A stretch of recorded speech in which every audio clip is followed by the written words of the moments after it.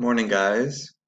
This week you're going to be working on a nonfiction story for a few different skills, one of them being inferencing, which you did past few weeks using fiction and nonfiction. So today we have a fictional story, which means that it's not real, and you're going to be using the same story throughout the week, so feel free to replay it as many times as you need to each day.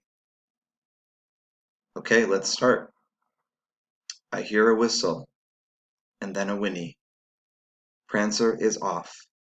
I nearly fall off the edge of the sled. I grab the tank for balance. The sap sloshes around as we bump over rocks and glide around muddy corners. The sled slows and I jump off. I trudge through ankle-deep snow. I'll be soaked to the skin, but what can Ma say? She's the one who wanted me to go outside. I didn't want to come to the woods at first. Now I think it's fun. I take a bucket off the maple tree and I carry it to the tank.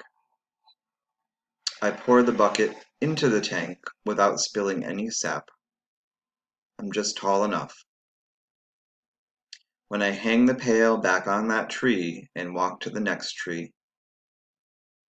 when the tank is full, Prancer pulls us to the sugar shack. We drain the sap into the pans. It will be boiled and made into syrup.